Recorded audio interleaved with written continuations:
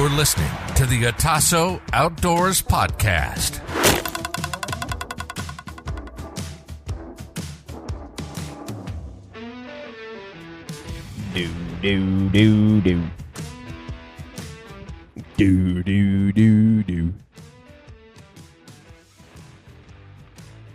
I don't have to do it because you're both here. Nope. We made it. Ladies and gentlemen, boys and girls, hopefully this episode's appropriate for boys and girls, but welcome back to the Otasso Outdoors Podcast. I'm Caleb, I'm your host, and I am joined by my two handsome co-hosts, Hunter Grishke and Reed Robinson. Howdy. If you guys are tuning into the show for the first time, you're likely to come across one of three segments. Segment number one is What You Got, Buddy. That is a segment where we read pre-prepared articles and or headlines that the others don't know about, and then we spend some time discussing them at length and what our feelings are about them. Segment number two. Segment number two is our Spotlight series, where we search our network of friends and family in the outdoors industry. We bring them down into the bunker, have a conversation with who they are and what they're doing, and bring you guys along for the ride. Segment number three. Segment number three is our head-to-head game show series, where we have a quiz master, pick a specific topic, battle each other, see who knows more, and crown a winner at the end. I believe we have a fourth segment that is coming in hot. Ladies and gentlemen, our new segment to the show is going to be called Bunker Busters. Is it going to be that or What the Fud? The name is to be determined. But we have, so lately we've noticed, so as a group,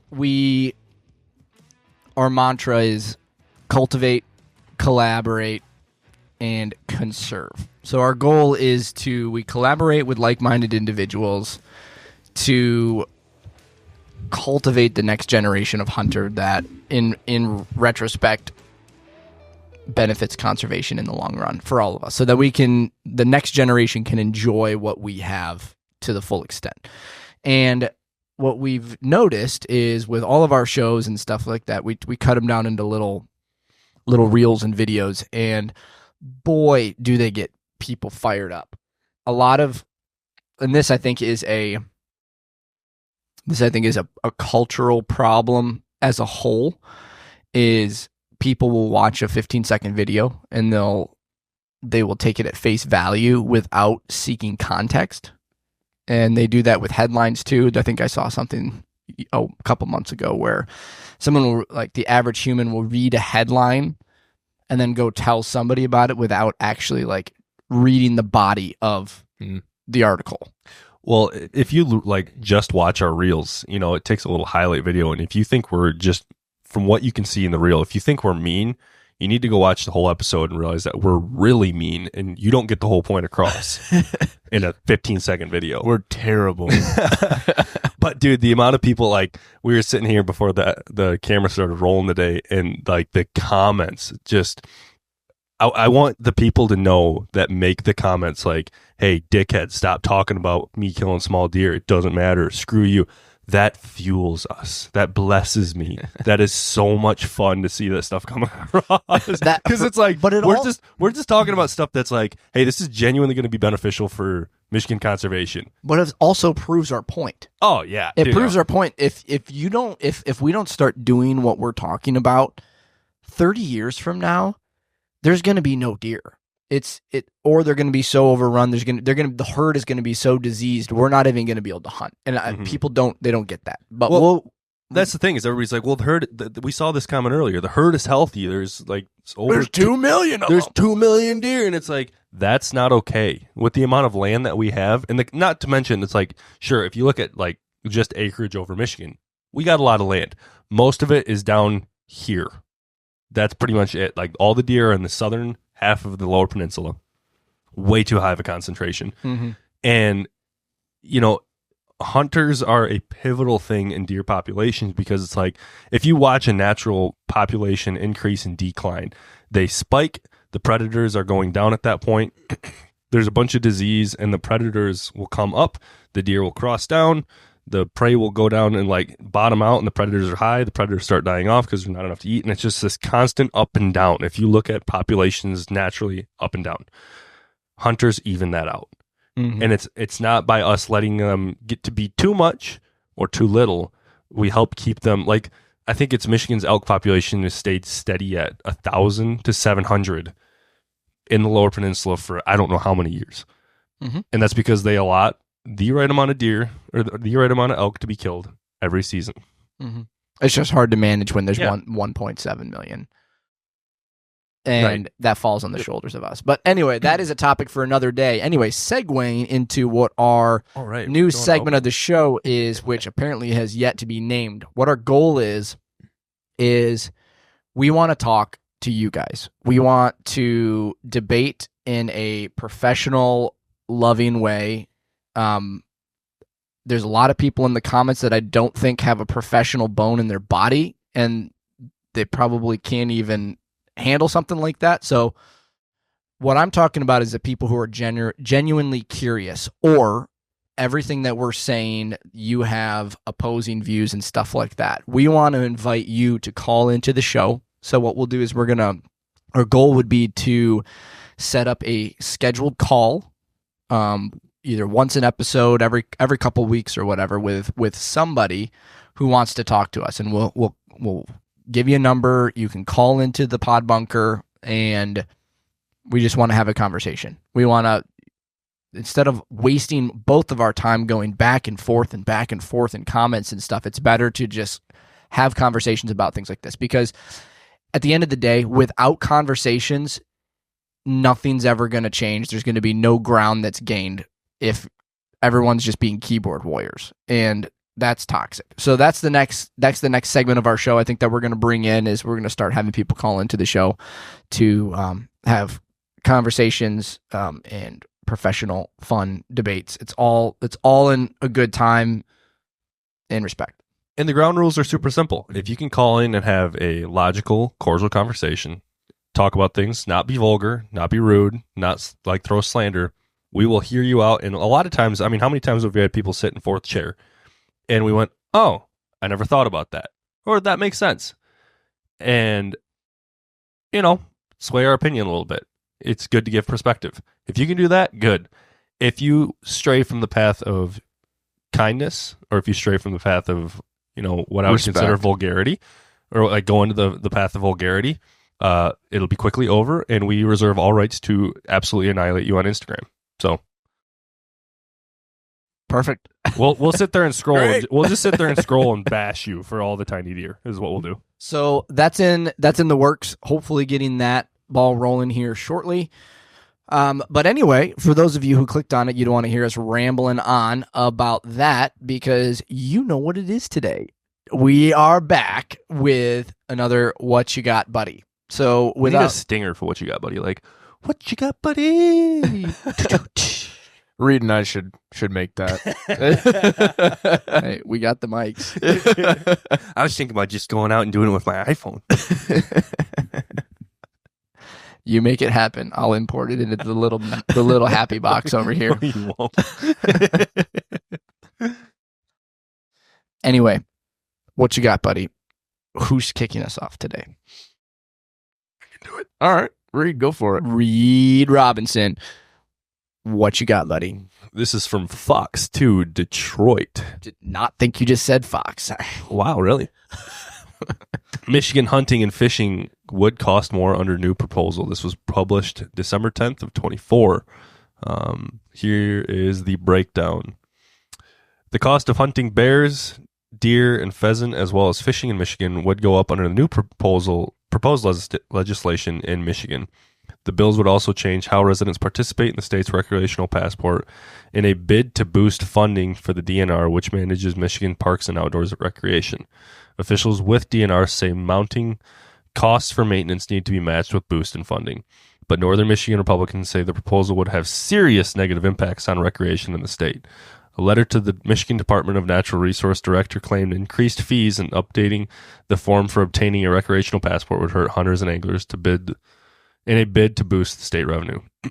Residents across the state have made their voices clear. They are tired of skyrocketing prices, attempting to push fee increases, and recreation passports opt out during the lame duck legislative sessions and inherently dishonest to the people to serve. Blah, blah, blah, blah. Here's the breakdown. So base tags looks like they're going from $10 to $15 for residents, and from $5 to $8 for minors. If someone wanted to apply for a combined hunting and fishing license, the fee would grow from $75 to $113. Other licenses increased, including hunting wild turkeys, waterfowl, pheasant, bear, and deer. An added point randomly in the middle of the article is 5 Detroit parks getting free Wi-Fi. That's dumb. Wow. Now we can be on our phones while we're in nature. Sweet. So yeah, the passport allows residents entry into all state parks and boat access sites in exchange for $14 when someone registers their vehicle. While Brixey office said that the legislation boosts DNR funding by an estimated 18 to 20 million, a legislative analysis found departmental revenue would go up, but the extent was unclear. What's your guys' opinions on paying more for licenses? Here's the thing. Oh boy. If you wanted to solve it, you know what you would do? You wouldn't raise anything, and then you would just raise the buck tags. That's it. Problem solved. Deer population problem solved. Everything else solved. I mean, literally, like... How much would you raise it by? Like a buck tag in Michigan, how much do you think it should cost comparatively to a doe tag? $50. 50? 100? I'm going to weigh my opinion in after you guys. I'm going to give a different take on it. I agree buck tags should cost more, but I wouldn't have gone there first. Clearly, conservation, like whatever the Pittman-Robertson Act, clearly whatever we're doing, that license sales, decline in hunters, clearly it's not enough to fund conservation anymore if they have to take these drastic measures. Well, yeah, we got to get Wi-Fi into the park somehow. Yeah. The tough Detroit, thing is that's dumb. You have to be able to justify where these funds are going, I feel like, before. So this doesn't surprise me in the slightest because since 2020, I've expected the cost of everything to go up. Right. Okay, fine. You know, we've had this conversation many times. Like, it doesn't really bother me if you say that, like, if my base tag is going to go from $10 to $15, I'm not going to feel it. I'm not going to notice it. I don't care. Pay to play. Yeah, I don't care. Make it $20. You know, eventually you'll start to feel it, and it's like, okay, I don't like that. But it's like, okay, to bring that $5 up, and for a doe tag to go up, and like, or even a buck tag to go up in cost, and the state is generating $18 to $20 million additional in revenue, I'm like, okay, show me the receipts. Yeah, what's the revenue being used for? Yeah, what's it going to? Yeah. You know, is it just to like increase somebody's salary to pick up trash around a park? It's like, I can't even bash that. You know, if you can keep the place beautiful, cool. But if it's to install Wi-Fi into a park, no. Like, nobody needs that. But like we've talked about this a lot before. Like, I don't mind paying to play this game because I know by paying it pays off. Like, we've had this North American model going for years, and it's pretty self-sufficient from what I understand. Now, if like they're really hurting that bad and it's hemorrhaging like crazy, and if you told me like, hey, that $5 extra is the difference between you hunting the next 10 years or not, I'd be like, yeah, sweet. You know, pay it forward. As long as I can hunt, my next generation can hunt, I'm in. So I'm gonna weigh in on the other side here. I'm gonna give two sides because I'm really trying to see why they're doing this.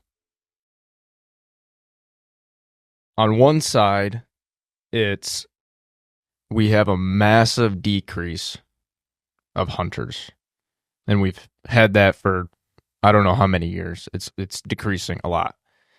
So they're doing this because of that. Do I know what the funds are going towards? I have no clue. So I can't speak on that. So I can kind of understand why they're doing it to make up for what we're losing now. However, on the other side, for me personally, it's feeling like almost a pay to play. And while like, you know, the average Joe, whatever, or I should say, you know, more so upper class, it doesn't hurt, you know, but you're one day a year, a couple days a year, it's probably going to hurt them a little bit and make them not want to hunt. You think $5 is the difference between them wanting to hunt and not hunt? Some people, it's difficult. I would agree with that. It is know? difficult, but I mean, shoot, dude, you dig around in your couches long enough for change. I don't like it. I don't support it. I think we're already really, really struggling with trying to get people into it. Yeah. I would rather see them put their time and effort into outreach to get people into it rather than increasing licenses. Focus more on the outreach and trying to get people back into the outdoors and doing something about it rather than just increasing prices. I think that's going to push people away. Do they not even care to do that kind of stuff anymore because hunting in general is just a PR nightmare for them with most groups? I don't know. Yeah, are they just more concerned about like damage control, trying to keep what they have in play with what they have? Mm-hmm. Could be it, rather than trying to bring new, fresh blood in. Because like they already know there's a decrease. Now, here's the caveat. While I think there's a decrease in hunters, I think there's a massive increase in anglers. I don't know if it's YouTube or Instagram and stuff, but I've never seen so many middle school to high school kids riding around on bikes with fishing poles hanging out of backpacks. Yeah. Which is awesome. Yeah. These kids are watching like Extreme Outdoorsmen and they're watching all these big bass fisher and stuff, and they're getting fired up about it. And so that's bringing revenue in. However, it's not bringing in as much as deer hunting. You know, you've got your base license, and then what is it, $25 for a fishing license, or maybe even less. I think it's $35 for a fishing I license. want to say it's $35 for all species. Well, I can check right now. And then I want to say it was $35. I found it out this year pretty quick. So deer hunting, I think, brings in more revenue in general. It's just frustrating. I kind of am seeing like the overall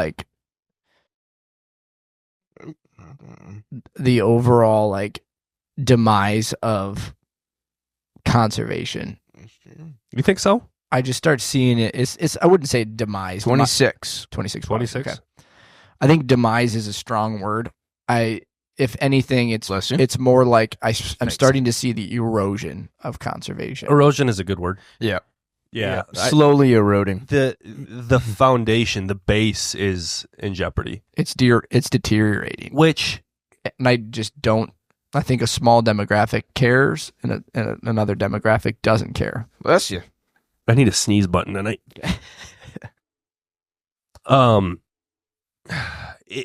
It's a double-edged sword because, you know, we've had a lot of conversations about like where is the culture problem.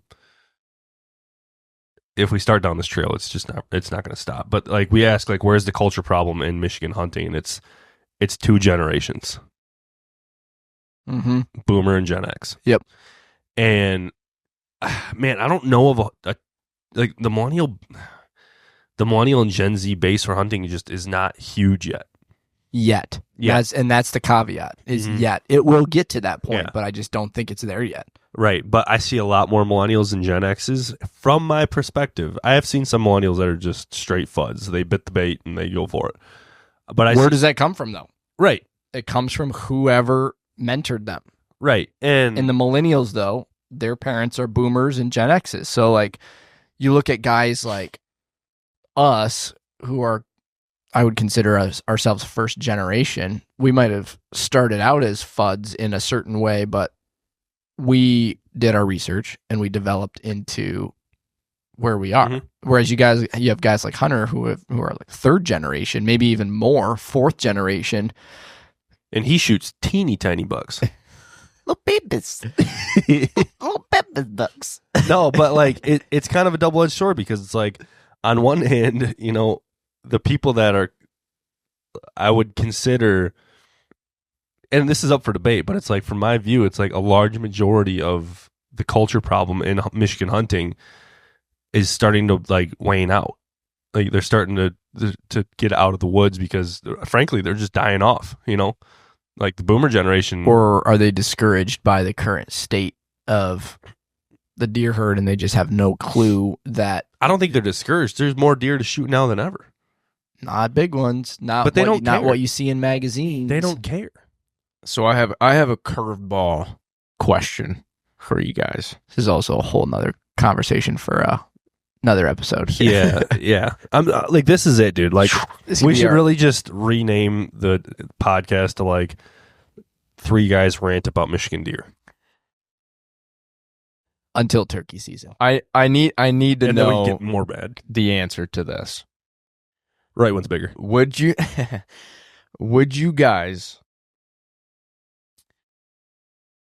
be okay with an influx of new hunters getting into hunting to increase our hunting population? Let's just say 1 million guys. Okay? Million men and women. Millions and billions. Would you rather see that, but they have no... Don't do it to me. They have no retrospect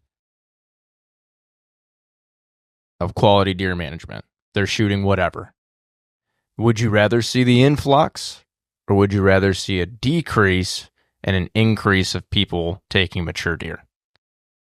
I think the latter is more beneficial, if I'm being honest.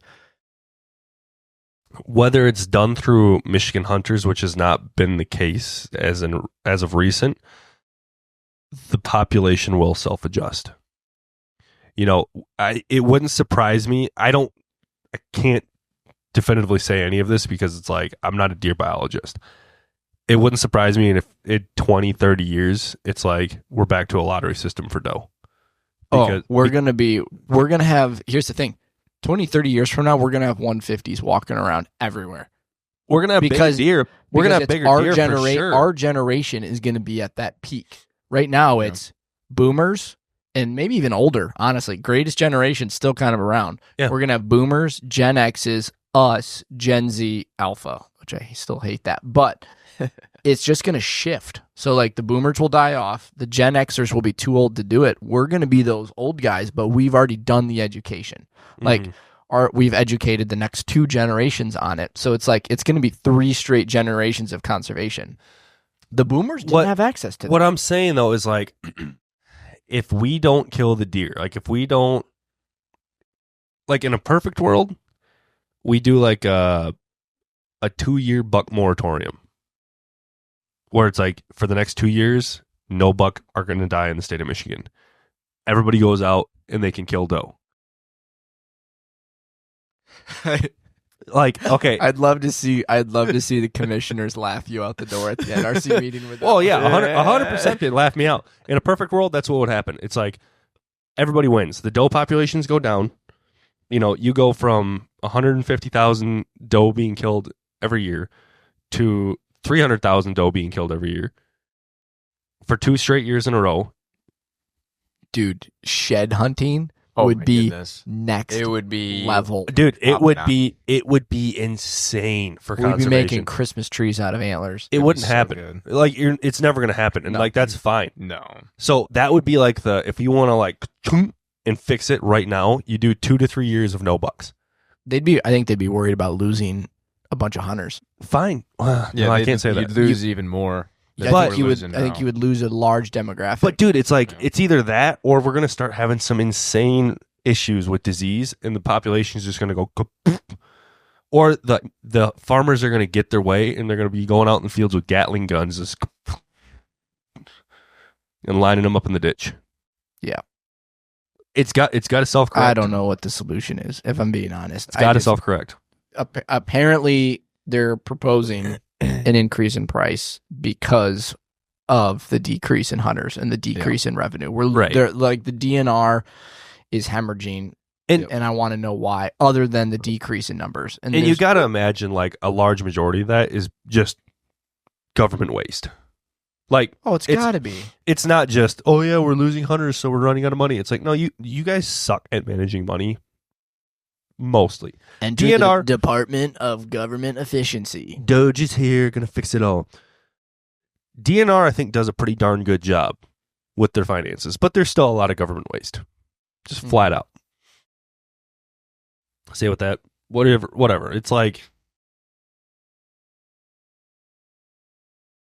but I'm not opposed to increasing prices because I do actually believe the DNR does a decent job with its money, so I'm not super mad about the prices going up. I'm like, yeah, to be expected. If it means I get to hunt, and hopefully it doesn't sound like I'm talking out of both sides of my mouth here, but it's like if it means I get to hunt for the next 10 years, and my tags have to go up for $5, it's like, sure, that covers inflation. Like, makes sense. Mm-hmm. I agree with you. I don't mind it either. If it does happen, I don't mind it either. One, because of what you just said. Mm-hmm. And two, I value the deer that I'm shooting. Yeah. So if I'm paying $5 or $10, whatever it's going to be, more, that's okay to me. I'm spending the time to harvest the animal. Well, it's a win-win. You're getting healthier meat. You're getting natural resources, and you're benefiting conservation. So it's like, why would you not? Even if you like that, and late season doe tags just went down to $5. Here's the thing: is there's not a lot of people out here who spend a lot of money on hunting. They go out in the woods with their shotgun, couple days a year, and they kill a couple deer. And so, like, as far as from a monetary standpoint, it's a pretty small investment in order to get tons of like clean meat. And then on the flip side, you got guys like us that I think I'm at like $450 a pound right now. No comment. No comment. Oh man, I enjoy every spoonful of chili because I know how much it costs. Chew slowly, Gracie. Yeah. Anyways, she doesn't listen, so we're all good. what you got, buddy? All right. This is a wild one. Gentlemen, headline reads, bows and crossbows hunting now banned in South Australia. As of December 1st, 2024, anyone who wants to bow hunt in South Australia won't be able to. Bows and crossbows will be banned for hunting animals under Section 66 of the National Parks and Wildlife Act of 1972, according to South Australia's Department for Environment and Water. 1972? Missed the date a little bit. Yeah. The talk of the ban has been in place since 2021. The full proclamation is available here. Essentially, under Section 66, should be Section 666. The government may, by proclamation, restrict or prohibit the use of firearms or specific devices to kill particular species or animals generally. Bows will be only permitted in bow fishing for carp in the River Murray under certain circumstances. The ban does not restrict ownership of bows and crossbows. They are still permitted to be used for target archery, just not hunting. Hunters will also be allowed to use firearm. Hunters will also still be able to use firearms to hunt animals per season restrictions. There's a penalty of up to $1,000 if found using a bow or a crossbow illegally. What do you think of this ban? They just hate fun. What the I'm hell? trying to think why. Is it because proficiency and not humane if they're injuring animals with bows? I mean, if we see how Australia handled COVID, it all makes sense. I mean, that's the only reason why, kinda, I could see. If you told me that was Canada, I'd say I'm not surprised. Yeah, I first of all, sorry mates, that sucks. Really down under. Yeah. I don't have anything to say good about it because I'm like, I don't know, it's all backwards and upside down. Like, I don't know why you do that. There's only one word I thought about using in Australian accent, but I can't say it on air. I think I know. Yeah. They use it as an adjective over there. Yep. You'll go to jail for it here. Yep. I guess like That's mind blowing. Yeah, like what? Does Why? he give a reason? Because in my perspective, which is usually right, Let's read the full proclamation. It's always right. it's always right. Yeah. Actually, thank you, Hunter. Yeah, you're Yeah. Man, I need you around more. All right. So they have part of the proclamation here. It says National Proclamation. What a different world that is. I proclaim you can't do anything good for the environment anymore. No, wrong country. Can you imagine how dumb they sound? Like, all right, you want to hear a proclamation? All right. We weren't gay enough. Listen up. Wankers. National Park and Wildlife. The prohibition on use of bow and crossbows. Proclamation 2024 under Section 661 of the National Parks and Wildlife Act. Short title. This proclamation may be cited as National Parks and Wildlife prohibition on use of bows and crossbows. Wow, I went Sydney to Alabama real quick. Commencement. This proclamation comes in operation 1st December 2024. Interpretation. I gotta stop. I gotta slaughter. I gotta work on that. We'll come back with the Australian accent next time. Interpretation in this proclamation: prescribed animal means any animal other than carp species. That's asinine. That's bonkers. Prohibition on use of bow and crossbow for taking prescribed animals. A pursuit to use doesn't. There's literally no explanation other than they're just saying here. I got nothing. I'm kind of dumbfounded because just Southern Australia. Yes, because the thing that blows my mind is we use bows all the time. And crossbows are extremely proficient, and I believe they're safer than firearms in most areas, even if you're like in a rural area. I think some would argue that they actually kill an animal faster as well. Yes. Yeah. Cam Haynes talks about it because the animals, it's more ethical. The animals die. Oh, this is dumb. The animals dying from hemorrhage versus Yeah. shock. Australia, specifically the state of South Australia, banned bows primarily for hunting purposes due to the concerns about animal welfare. Oh my gosh. With the argument that bows often inflict prolonged suffering on animals compared to other hunting methods, leading to higher chances of wounded animals escaping and dying slowly. This ban was largely driven by public pressure and animal welfare groups. Oh, they got so blue-pilled. It's a proficiency thing. So I can't fully argue that they're wrong about the proficiency thing. I think more deer get wounded with bows than they do with guns. I agree. But also the ones that get killed, I think, are killed more ethically. Correct. Yeah, I would. If you gave me a chance to be killed with a bow and arrow or a gun, I'd rather get shot with a bow and arrow. Yep. I think it'd be awesome. Like, what a way to go. You ready for my soapbox? Finish your thought. Absolutely. No, that's it. Okay. Wait, just promise me this. If I get to the point where like I'm like dementia or like I'm crapping my pants because I'm too old and you can still draw back a bow, just call it a misfire. Like I want to be sitting in a rocking chair, like loaded pants and just That's what I want. You want to can I use that? Oh yeah, the Anomami bow. Yeah, 100%. Yeah, just put a rage on the front of it, or like put a mega meat on there. I think I just used what's on there. No, I want a mega meat. All right, so here's my soapbox as far as like ethical killing of an animal, and I think what they're saying is totally wrong. I mean, I agree that a large number of animals, from a proficiency standpoint. So here's the thing: if you want to use bows, have a proficiency test. Like there's a township program we have here and there's 80 guys in it. And like a driver's ed. You got your bow card? Yeah, mate. Look, stamped. Proficient. And they hit a three. Signed by the king himself. I can hit a 3-inch square. I mean, I love it. I'm just holding back that one word I've been wanting to say for the last 10 minutes. Good Does night. it start with this letter? Yeah, it sure does. It sure does.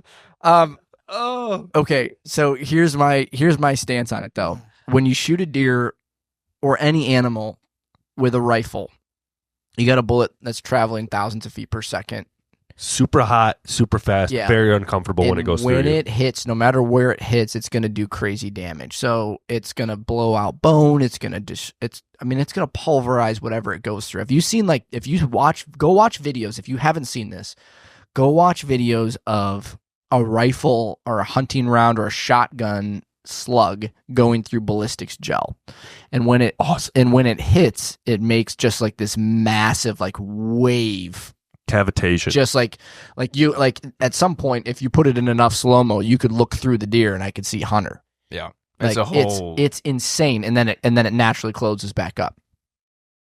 So not only is that animal going to be freaked the frick out by a massive gunshot, but also it's blowing everything to bits internally, and so their adrenaline is pumping. You know, they might only go 60 yards, but it's like they get that adrenaline dump. It gets in the meat, and then yeah.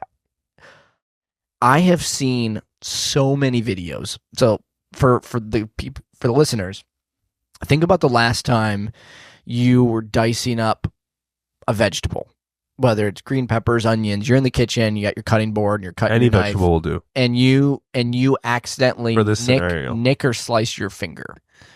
How many That was seconds? scary close what you just said there.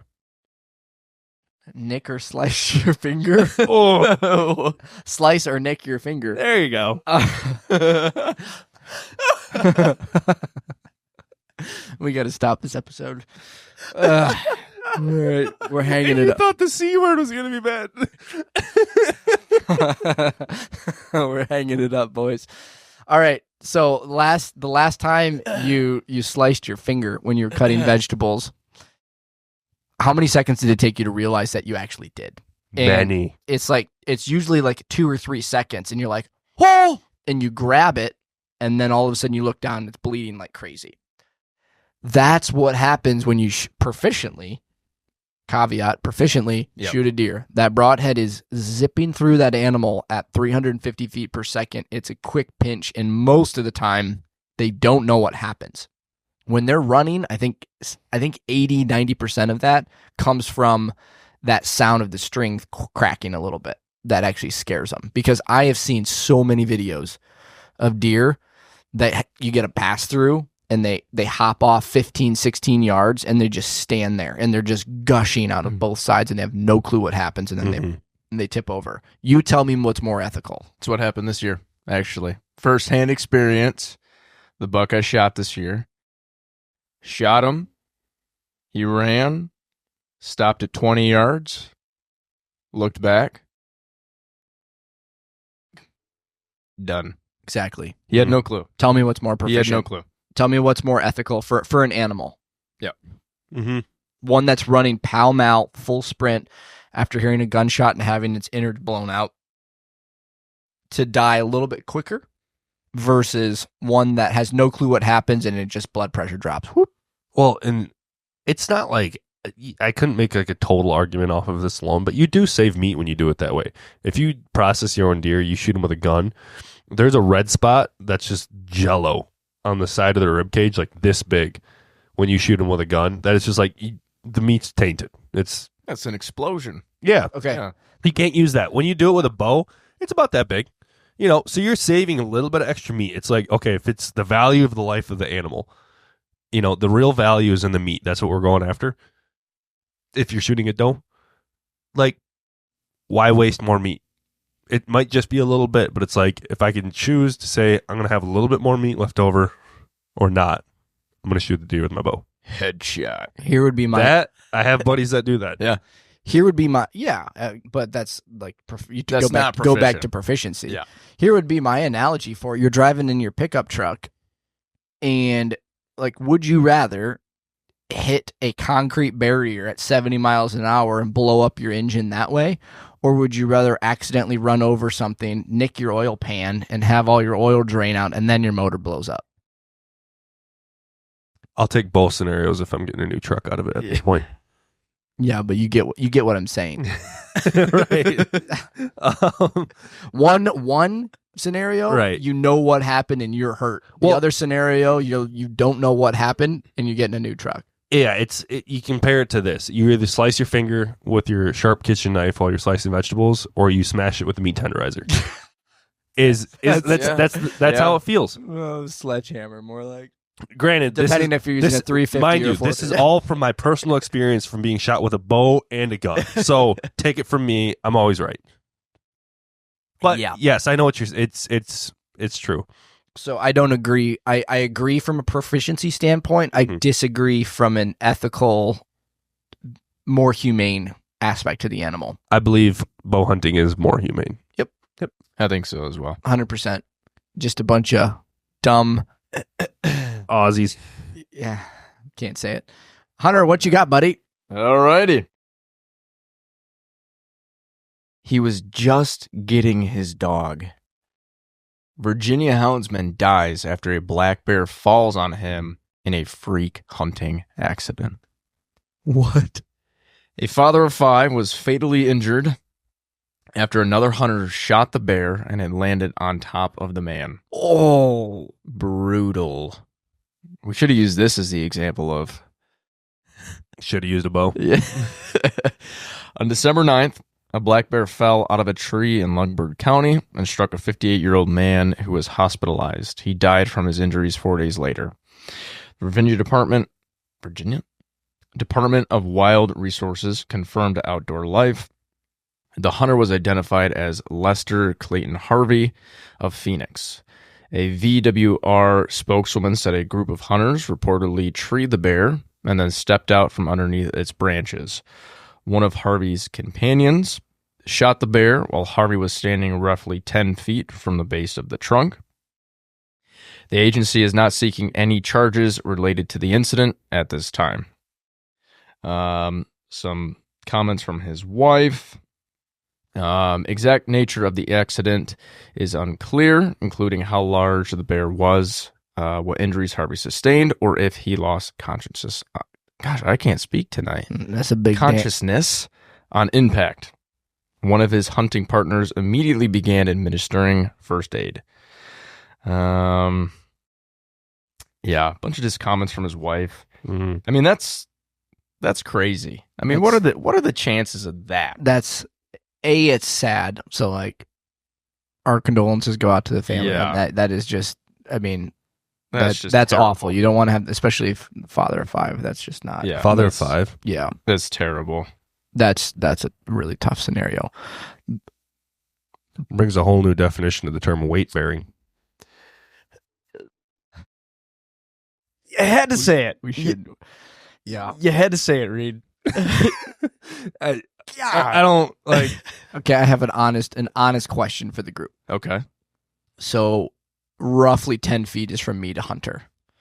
Give or If take. there's a 250-pound black bear 40 feet up in a tree, would you be 10 feet away from the base of that tree when someone's shooting it? No. Do you think Lester was just along for the snacks and didn't really? I wouldn't even be within 30 feet of the tree. I mean, it said he was a houndsman.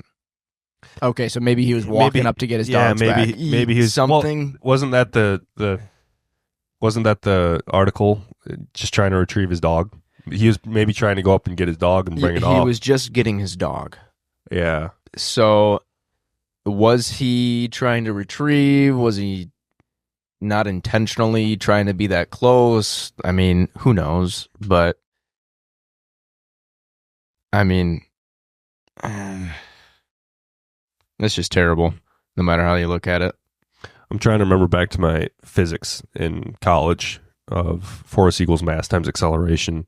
It's a lot. Yeah, 250 pounds times like what is it, like 9.8 feet per second. What state was that in? Virginia. Yeah, that's a lot of. I mean, no one's he's- surviving that. He's getting hit, with a. I think he's getting hit with a ton of As a weight. semi. I mean, Yeah, if my math is roughly correct, I think it is around the Oh yeah, around 2,000 pounds of force. Well, the average weight of a boar in Virginia is 250 to 500 pounds, so it could be one on the big end too. Yeah. Even meet in the middle, 350 pounds. Well, didn't they say it was like 240, 250? Oh no, they didn't really have. They a weight didn't for have. it. No, they didn't I just said comment on it, 250. yeah. I just said 250 off the Yeah. hip. Yeah, I mean, it's like if you were to tell me this happened in like, you know, the frontiers days, like, yep, there was a story about a guy that was getting up underneath a tree and bear fell out of a tree and killed the guy. I'd be like, yeah, that happened back then in the Wild West. But Lenny got crushed. Yeah, and it's like, man, lost another one that way. So it's like, there's nothing new under the sun. That really sucks. Like, Yeah. I feel terrible for the family because I can't imagine. Doing something he loves, you know, Right. and just a tragedy. It's Yeah, a damn good story though. it is. Like, how'd you lose Grandpa? Ugh. That's one of those like stories that you hear like around a campfire. But yeah, my grandpa died because a bear fell on him. And no one would believe you. Yeah, I mean, seriously. I mean, that's a 1 in a billion. Hey, did you hear chance. the old wise tale about great grandpa Lester? In 2024, they said he got crushed by a black bear. yeah. That's really sad. Oofda. Granted, like, okay, there's a part of every like man hearing that story that's like, Damn good way to go. yeah, Hell I could do- brother. I could do that. I'll take an arrow to the chest. Hell yeah. Get crushed by a bear. Wrestle an alligator. Like any of the above. I'm here for it. Yeah. Yeah. Died in my sleep. Yeah, right. I also wonder if it was a scenario too, if like maybe the impact knocked him out, but somehow the bear pinned him like face down into the dirt so he couldn't breathe and stuff. I think it was the 250-pound bear falling at him at roughly 40 miles an hour. Honestly, it was probably from internal injuries because he passed away, I think, 4 days later. He succumbed So, to his injuries. He was hospitalized and then he passed away. Got it. So I would assume it was internal injuries. Unless he had a little bit of dirt in his nostrils that they couldn't get out. Then I could see that scenario. Well, Read with the comedic sport Yeah. every time. Dude, okay. our apologies to Lester's family. Yeah, Lester family, so sorry. Yeah. There's one way to cope with pain, and that is humor. Touche. Guys, thanks for sticking with us. As always, we're a little bit rusty getting back in the pod bunker here. So, yeah, take everything you heard today with a grain of salt. We're dumb. Thanks for tuning in. We appreciate you guys. We are, as the season winds down here and we start getting into snowy weather, we're going to start working on dropping more regular episodes to keep you guys in the loop and keep this train on the tracks. Instagram is ataso.outfitters. That's where we post a lot of our content, our photos from events and things that we've been to and just what we're doing. YouTube, you can watch these full videos online if that's how you consume your podcast. So go check that out. And then our website is www.atasoutfitters.com. That is where all of our merch is at, where you can buy a hat, t-shirt, hoodie, whatever floats your boat. And that kind of keeps things on the rails here and keeps things funded so we can keep bringing fun yet dry content to you. With that being said, I forgot to hit our outro button. So thanks so much for tuning in. Oh, also, I forgot to mention, Reed and I went to Doe Patrol on Saturday. So shout out to Tim and Kelly. That was a great time. They donated 48 deer on Saturday. Wow. Total. That was the final number. Wow. So good on you guys for Doing your part. doing your part. And with that, we'll catch you guys on the next one. See you later. Good day. Good day, mate.